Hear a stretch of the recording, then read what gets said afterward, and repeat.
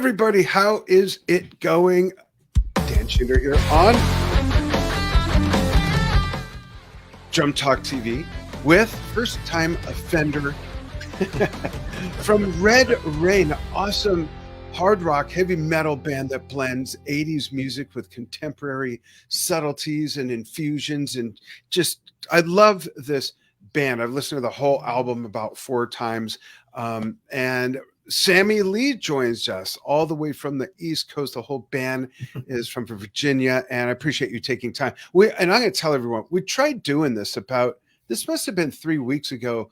And folks, a lot of you may know that I live in a very small mountain town in Arizona, and a internet company did something that screwed up everyone else's internet equipment. I have a feeling it might have been on purpose. I won't name any T-Mobile names, but I had to spend the week in a hotel down in the Phoenix area to get work done. And we got with Sammy for that. And the hotel internet took a dump, and it was difficult. So here we are. I'm back in my office. Sammy's at home. Welcome. How are you? I'm fine. Thank you. And it's nice to see you again, like we talked about. But I can't tell you how excited I'm to be on your show. So thank you. Honored to have you too. Thank you. Love the music. You know, I'm into a lot of music. A lot of people know that I'm into a lot of the classic rock stuff. I grew up on Led Zeppelin, Deep Purple, a lot of heavy prog, yes, Genesis, Jethro Tull, Pink Floyd. It goes on and on. Emerson, Lake and Palmer. Sure. But I also spent a lot of time going to UFO concerts, going to Iron Maiden concerts, going to Ozzy concerts, Black Sabbath concerts. A huge fan of Judas Priest, but never saw them live.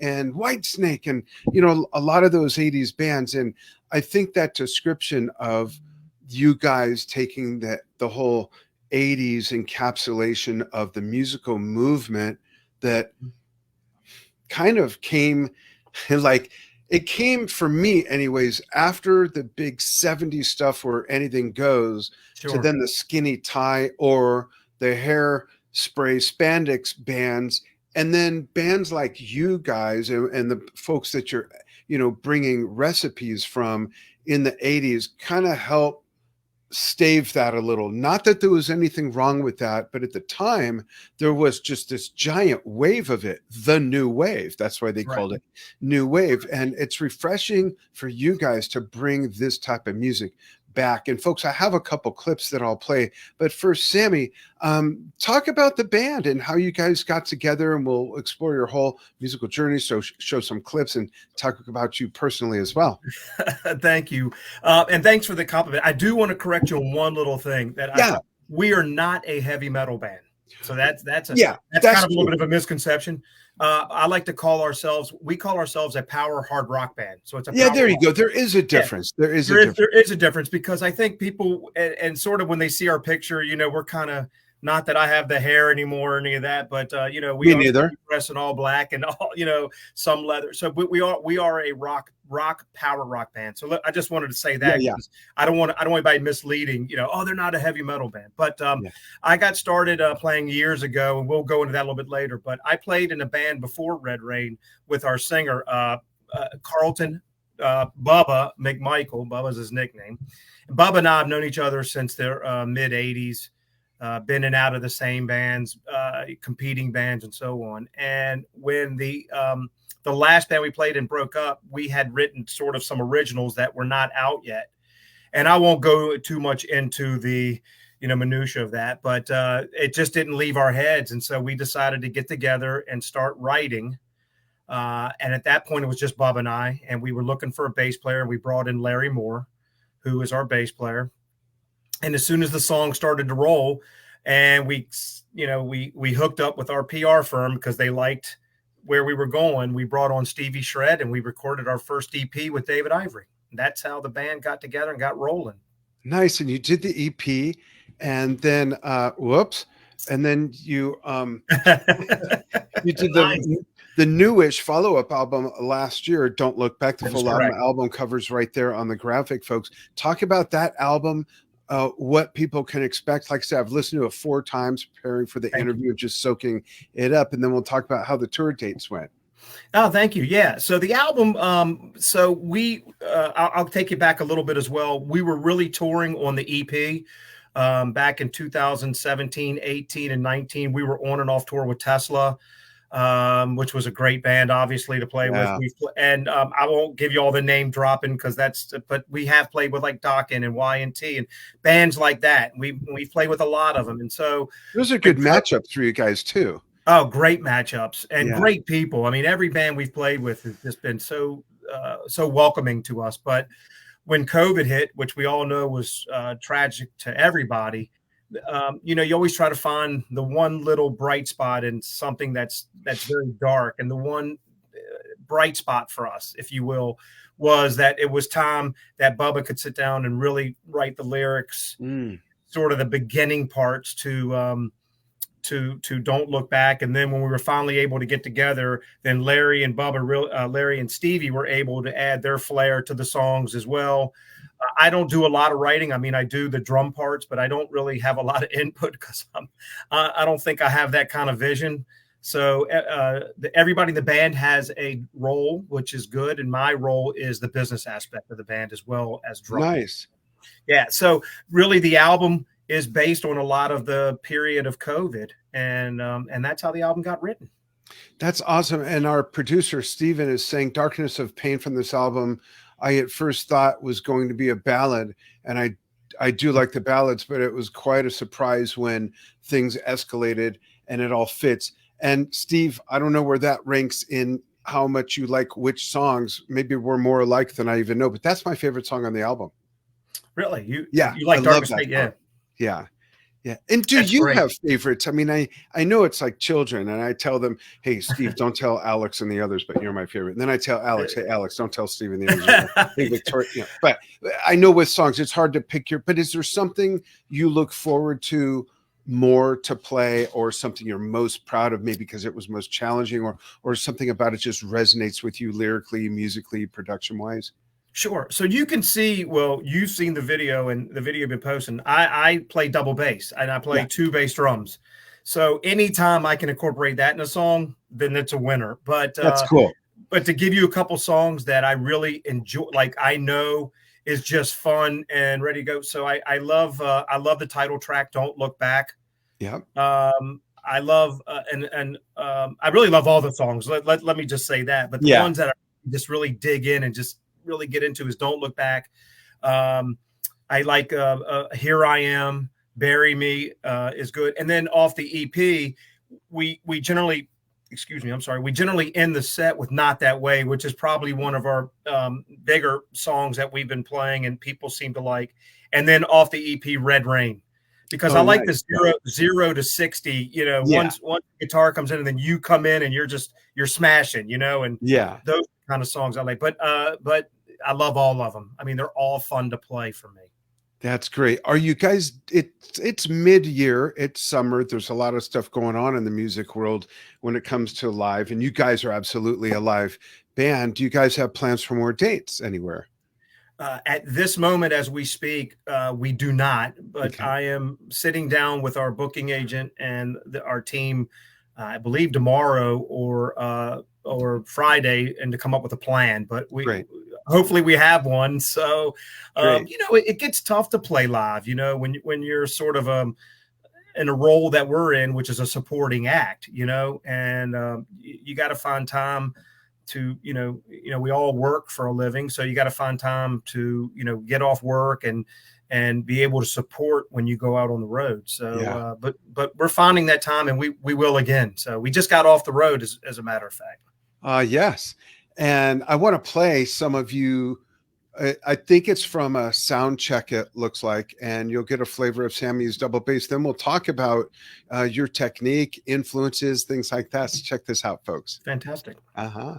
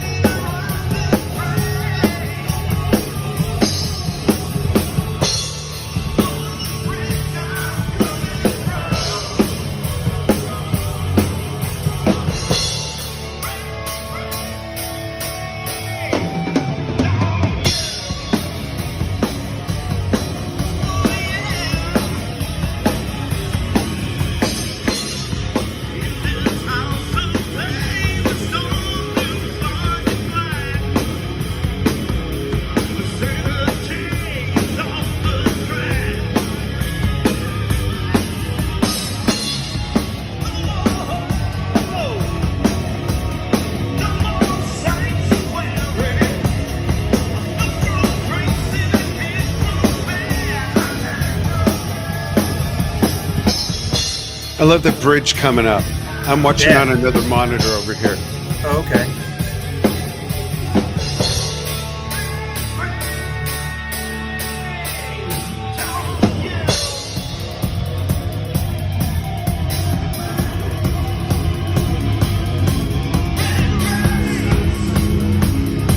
Killer bass line. And that's actually Red Rain. That's the song Red Yeah. Rain I was talking about. Yeah.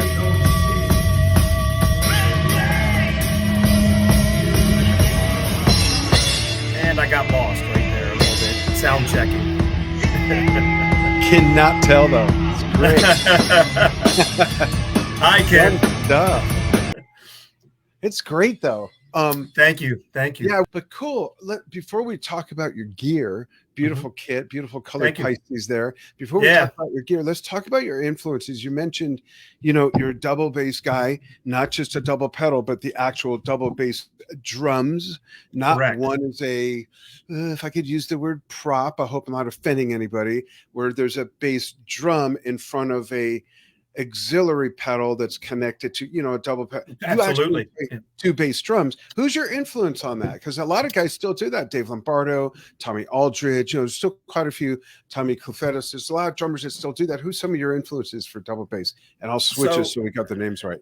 everybody who knows me gets tired of me talking about, but there's one guy that really got me into drumming, and it's Alex Van Halen. Oh, nice. I'm a huge old school Van Halen fan. That's cool. And I remember, I'm so old. I remember when their first album came out, and there was this guy that worked for our band, one of our techs, and he brought the vinyl to a rehearsal. He said, "You guys gotta hear this." We're like, "What the fuck is it?" But the first two albums were like, "Wow, these guys are absolutely going to be big." And we were from Los Angeles, and they were in Pasadena, and man, look at the legacy they built. So that's a great, unbelievable, one of the most unique snare drums on the planet. Between unbelievable. Him, unbelievable Bill sound. Bruford, John Bonham, and Stuart Copeland probably have the most unique identifiable snare drums. Absolutely. He's right there in the big four. Yeah. And it's funny too, because out of the first I'll say, the first 6 albums, because I know they did A Different Kind of Truth, but like for me, the greatest drum sound he put on tape, as we say, or but the Diver Down, which I know a lot of like Van Halen fans like, that one's because it's all covers. That drum sound on that album, to me, is probably that snare. I don't know why the snare pops more to me on that album than it does on the other albums. Interesting. I wonder if it was where they recorded it, or I wonder what the reason is for that. I don't know. And you hear a little bit. You hear a little bit on Fair Warning, sort of it. But boy, I tell you, if you listen to Where Have All the Good Times Gone, and that pop on that snare, I mean, that is just, it is as clean as it can get. Yeah. So that's really my main influence. But I mean, I love Keith Moon. I can go down the list that we all love. John Bonham, Tommy Aldridge, as you said, and you have to forgive me because I only listened to Van Halen most of my life, and I listened to other Nico from Iron Maiden and Bill Ward. I mean, they're all of them are such great, and I know there's 50 billion other great drummers. Ringo is actually a big, watching as I've gotten older, watching more Ringo videos. Ringo Starr is unbelievable, and not a flashy drummer, but boy, does he stay in a pocket like nobody else. So as I've gotten older, I've really started to broaden my horizons a little bit more. When I was younger, it was really, my horizons were like this. It was just Alex, and a little bit of Keith Moon, a little bit of Bonham and Neil Peart and all that. But so I'm really trying to try to expand my horizons as I get a little bit older now. That's great. I went through the same thing. I had a narrow lane that got wider and wider, but it was all, as it got wider, it was still in the same vein for the most part. You heard a bunch of the bands I named off, but as I got older, I got more into fusion, Return to Forever, Mahavishnu Orchestra. I got into stuff like Steely Dan, which I heard growing up, but it just didn't resonate for some reason. Oops, I kicked a doggy. Sorry, baby. Nice. But then I got really into Steely Dan, and then I started digging into music that I didn't like when it came out. And a lot of that had to do with new wave stuff. Like now, Yeah. I'm one of the first travel CDs I'll put in the truck is the best of B-52s. Oh, Um, okay. I love the album "Sowing the Seeds of Love" by Tears for Fears. And when those bands came out, I was just too much over there and didn't have nearly the open mind that I have now. I like just about everything. And when I ask people, "Oh, what kind of music you like?" And they say, "I like everything." I'm like, in my head, I'm like, "Yeah, right. You don't even know what everything is, But Right. so I Right. get but when we listen to music that is outside of our box, it can be really eye opening, especially if it's older and older music, because then you really learn what resonated with your heroes and what tools they brought with them from that into what you know them as, and then to take those and incorporate them into your stuff like you did with Alex. So I've been really enjoyed, and my son Steve has turned me on to all kinds of really interesting music that I never would have even known about. Nice. So it's Yeah. good to do that. I'm sort of the same way. When I was growing up, or when I was younger, and people would say, "Oh man, listen to this," and I'm going, that's because Yeah, the drummer's not flashy, and it's like, I want this, and Alex with the four bass the drums and the crazy drums. rototoms Yeah, and but you're right. As I've gone back, I mean, like I did like some other stuff when I was younger. Like I liked Billy Joel. It was a Billy Joel fan, but I never really listened to you know now that I watch him, I listen to more of Liberty DeVito more, when he was yeah. playing drums. And See what he's so doing there. yeah, and so Yeah. you're right. I am finding more and more as I'm getting old, getting older. But also, I'll tell you, when we all grew up in that age, and and you're listening to the hard rock songs, and everybody's still kind of playing the same old songs. I've kind of switched over now to more Motown. I'm listening to more Motown. That's Um, you great. yeah, I'm trying to get that, get a little more feel there. Stuff that I liked when I was younger, but never, like you said, never really paid attention to. And Yeah. now you're starting to pay attention. I'm starting to pay attention to the sounds and the drums and all that. So yeah, I understand what you're talking about. That's awesome. Yeah, Motown. Wow, there's so much there. That's Phil Collins' biggest influence. When he Yeah. joined Genesis, he wasn't into prog. He was into the Motown and all that kind of stuff. So it's sometimes fun to discover who was into something when you know them for purple and you find out that they were into green. It's like, oh wow, Right. really? Yeah. You're like, oh, you're this, I can't remember who it was, but I was like, yeah, played hard rock all my life. But like their influence was like a drummer you've never heard of who was in a blues band that, or something. And it's very interesting to Yeah. find out who everybody influences are. Look at Nico. His influence was he saw the Beatles when he was like 10. His sister took him. Yeah. And then he played with Pat Travers and then joined Iron Maiden. And I saw Tommy Aldridge for the first time with Pat Travers opening for Rush in 78 on the Hemispheres tour. So Nice. like when I look at what Nico does now and then forgetting what Pat Travers sounded like with him, I'm like, oh yeah, now I get it, Right. Yeah. And I've seen Tommy Aldridge. I have never seen Maiden, which I kick myself. I'm hoping they'll come back Yeah, around. they're But still out. So they're yeah, still I around. know. So I'm it's gonna worth it. try. But I did see Whitesnake with Tommy Aldridge, and so Yeah. I mean, and when you're watching that guy, you're just like, I don't even know why I play drums anymore. I mean, really, when you're watching him play, it's Yeah. phenomenal. It's just I saw phenomenal. British Whitesnake before the American Whitesnake, which had John Lord and Ian Pace. Oh, wow. Yeah. It See, was another great drummer. See, I can't remember everybody, but another drummer yeah, who is amazing. influential. Yeah. So Fun stuff. How did you start? Why drums? And how old were you? Alex Van Halen. It was Alex. Yeah. It was Alex, and I started a little bit later. I started when I was I turned 14, and I had seen the Unchained video with all those drums, when MTV sort of first came out, and so I did. I actually took lessons with a great jazz teacher here in Richmond. And it's funny because two good friends of mine were in high school, were unbelievable drummers. I mean, in 10th grade, one of them's playing Wah Wah Z like it was nothing to him, and the other drummer wasn't as hard rock, but he was playing Walking on the Moon by the Police. I mean, that's not an easy song. Right. And I talked to them and really good friends to this day, but we grew up together, but they gave me so I started learning jazz, but I'm dyslexic. So reading music, it was all jumbled to me. And I think I got frustrated and he got a little frustrated and so he moved away and I didn't really take any lessons again. And I'm more self-taught than I am really more instructor. So, I beat myself up a little bit because I'm not as rudimentally as good as I think I am, or as good as I should be. And I kind of wanted to go back and take lessons, and I still may. I don't know, but I could be better than what I am. Yeah, it's never too late to do that. Neil Peart did. Yeah. So that's but that's how I got my start. And so I know very little jazz. I can play enough to kind of keep the jazz beat but I'm just, people always ask me if I'm a percussionist. I'm a rock drummer. It's whatever's in my way, I'm going to hit with a stick. That's the way I say it. That's great. Speaking of which, I'm going to put I'll put a freeze frame up of your kit from that video. And why don't you give us a breakdown of your gear? Okay. There we go.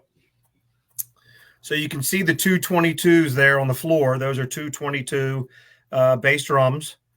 This is a PDP Maple Concept kit that I bought.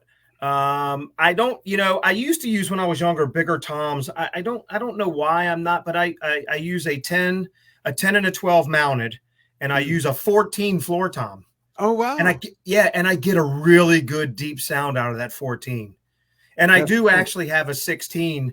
I just don't travel with it. The 14 is, when you mic that up, man, it's just got a good thump to it. So I've just kept that, sort of in with the kit. I have a 4-piece jazz kit version of that same kit, and it has a 14, and I have detuned that sometimes so low, and it does sound great. Yeah, it's got a thump to it that's just that I don't even want to try to replace right at the moment. So that's cool. So that's so that's the kit as far as my drums. The snare is it's a Tama black nickel plated snare. Oh, cool. And I really dig the sound of that. And when you get a good rim shot on that, it's almost like a freight train coming through the door. It's got a good punch to it. So that is my snare. And then I used to use Paiste Rudes because I hit kind of hard, and I still have them. But then, when the new album came out, I decided to get more flashy. So as you can see, I color coded my cymbals. And so, I did black, red, because obviously Red Rain, and you can see the album covers black and red. So I color coded it. So I have the two reds are 218 Crash rides. The middle one that is black is a 16 Crash. Okay. And I have a 22 inch rod that is, I just bought that. I used to have about an 20, but on this album when we were recording, I used a lot of bell on the cymbal, more than rodding it. I kind of used more bell, and so I needed something that had a little more bell to it. Yeah. And this one does. And then my hi-hats are the same. They're black. They're 14-inch hi-hats. That's cool. They sound great. It's a great product. Yeah, thank you. Yeah. What cymbals are you? What's that? Cymbals, I'm sorry. The cymbals are a little more they're good cymbals. They're a little more splashier than what I like. I like a little more deeper, but I like them. I really do. But the Rude has just got such a bang to it. These are a little higher, a little splashier, but I'm getting used to them. I really like them a lot. That's great. And what heads are you using on the kit? So I'm right now using Aquarian heads. Cool. I just recently switched. Well, recently, a year and 3 months ago, 2 months ago. Yeah. I've got, I forgot the names, but on all my toms on my big prod kit, they're all clear. Yes. And on the jazz kit, they're called vintage. They're the vintage Moderno, and they're awesome. They sound so good.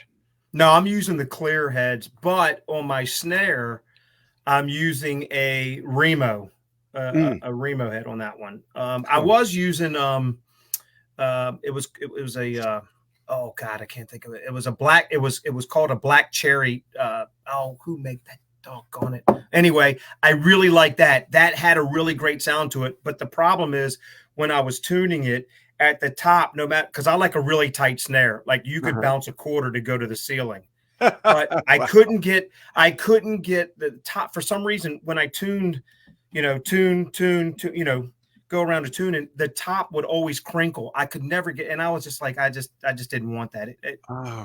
I don't know why it distracted me. It had nothing to do with playing the snare. So on this tour, I switched over to this the clear coat, the clear coat Remo head. Cool. I want to show another video. Okay. Let me remove this, and 1 sec, folks. Let me get to press the right button. This is live from the little music festival out east. Okay. And as soon as I can navigate to the right screen, we'll be set. Here we go.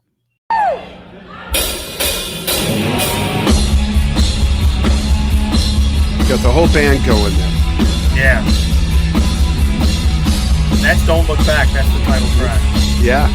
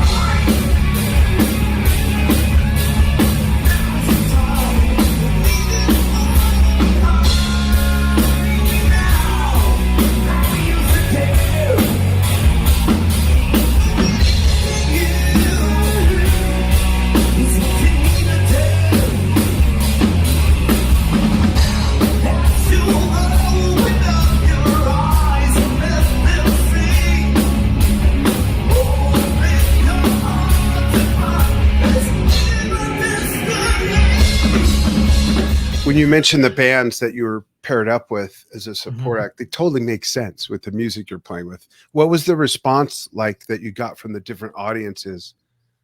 We've been very lucky. Every place we've played, people seem to dig the music, and you hear the same feedback I'm getting is, people don't play music like this anymore. And that's why I came up with a slogan.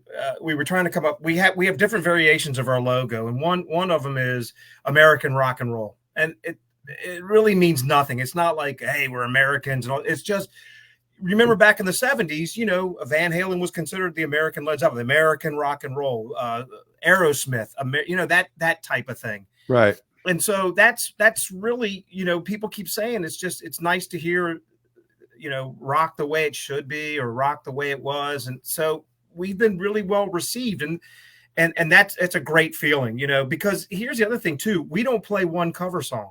We never have since day one. This is all pure Red Rain original music. And that's cool. Being in the business, that's a hard sell in itself. Yeah.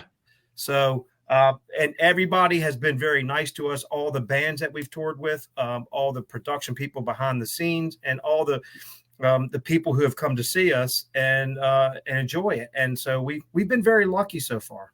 That's great. And I don't know if you know this or not, and we haven't talked about it, but I don't know if people know this or not. But the actual title track of "Don't Look Back," we had a special guest on that album. I don't know that. Oh, really? Okay. Yeah. So on the actual track on the album, we had George Lynch play with us on that song. Oh, I did hear that. Yeah. How did that come about? So it's a funny story. So I am good friends with Neely and Chris Aiken of the Classic Metal Show. Okay. I've known Neely for so many years, and Neely is is good friends with the doc and Camp. And when COVID hit and things were kind of looking bleak at some point in time, because, nobody knew what was up the air. I had this idea, like, because we hadn't recorded any new music for a couple years. And I'm like, if we're going to record, we got to have a splash. Well, my first idea was, do I get a guest singer? And could I get David Lee Roth? Of course, being Van Halen. That was my first thought, like, would that be? And then I was actually talking to Neely, and we were talking about it. And then I just said, what would be pretty cool if we could have like George Lynch? And he helped facilitate that. Nice. Because he knows those guys. And so I won't bore you with all details, but I didn't tell anybody in the band. I didn't tell our publicist. I didn't tell our bookie. I didn't tell anybody that I was doing this until I got the okay that he agreed to do the track. That's great. And that's how that came about. And he was very generous and did the track for us. That's awesome. Yeah. That's cool. What do you guys have planned next? I know it hasn't been that long since Don't Look Back came out, but are you guys looking forward and planning something soon? Yeah, like I said, we're I've got a meeting either tomorrow or Friday to talk to hopefully our team to see what shows we can get out there and play on again, and right. I think to keep pushing the album is good, and also I do want to mention we did sign with Deco Entertainment, and they have been absolutely wonderful with us as well. They've been very open to ideas, and they've been very, very helpful in pushing the album, and we hit some charts. And so, I want to mention them because without them, it would just be us pushing up the hill, but they've been very, very gracious in helping as well. That's great. Looking forward to seeing what you guys turn out next recording wise as well. And if you guys do get out west, I'd love to see you guys if you come to any of the 3, Southern California, Nevada, Arizona. I'd love to get to see you guys. But I want to ask you one more question. This might be the most important question because this is now the Sammy Lee Fun Fact segment. So, okay. Sammy, tell us, when you're not playing music or doing anything at all related to music, how do you like to spend your time? Do you have any hobbies? Do you collect anything other than drums and cymbals? Right. What do you like to do? Well, actually, I enjoy spending time with my, my wife and my daughter. I have a daughter who's 15, and so we'd like to do some things. And I play golf with a group of guys, and I have 2 older brothers that I play golf with as well. And I just bought an old vintage CJ7 that we will cruise around in, nice. In summertime. So I just like to kind of relax and just enjoy life, but it all turns around, back with the drums. Cause in the building we're in, this is where the band rehearses. So I literally at, 5:30, 6 o'clock, will leave my desk, walk over to the next suite, and I'll just start banging it out and play. So, that's until awesome. I can't anymore. Yeah. How often do you play golf? Oh God, I'm not that good. Just depends. Sometimes I'll go, maybe once or twice a week, to sometimes I won't play. I'll play once every 2 to 3 months. So, but it's a group of guys that I get together with a lot. A lot of the guys that I hang around with are the guys that I grew up with since 4th grade. So we have this big, it's really great to have this big group. And so, if we're not doing that, we get together, I'm a big Viking fan. So during football season, a group of us go watch football, and I watch my team. So it's just normal life and enjoying day to day, and lucky enough on the side to be doing this, and meeting wonderful people and guys that I looked up to, and meeting people like you who are wonderful to help support the band. So it's been a great ride so far. That's awesome. Thanks. And we're happy to, and anytime you have something to talk about or promote, please let us know. Reach out to Steve. He'll get you scheduled. And thank you. Tell everybody where they can reach you. Yeah, absolutely. And there's a link to buy the new album in the post, wherever you're watching this, folks. So check that out. But where else can people follow you, Sammy? So we're at Red Rain Band. And again, as you can see, it's REIGN. It's Red Rain Band, which is our website. And we're Red Rain Band on Facebook, Twitter, or X, Instagram. We're on every downloadable music site. So we're on Spotify, we're on Apple, and of course, billions of all those as well. And then if you want to buy some merchandise, excuse me, or the album. It's through Deco Entertainment. So you can go to Deco Entertainment site and you can see all the cool bands that they're signing as well. And we're on there and we have some merch. And please, listen, I just tell people, take a listen. If you want to kind of get outside of the Motley Crues and the Wingers and everything else we all listen to every day, check out a new band. And if it's not us, check out another new band, because there's some really great music out there that people are doing. There's a lot of great hard rock, metal, power rock, all those bands. There's some great bands. We've been fortunate enough to meet some bands that are in our situation that are just great to listen to.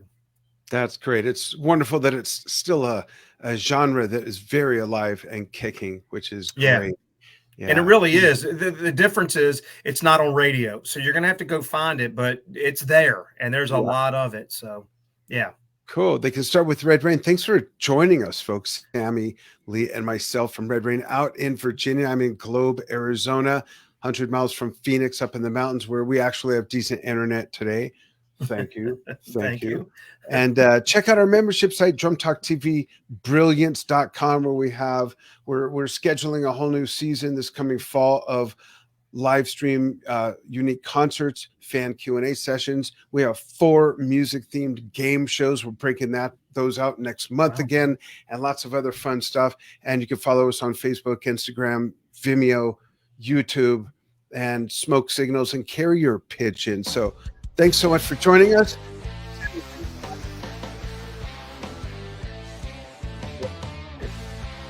For 11 and a half years now. I can't even believe it. Insert sound of pooping a brick. Thank you so much for having me. Absolutely. Thanks, Sammy. Thanks, everybody.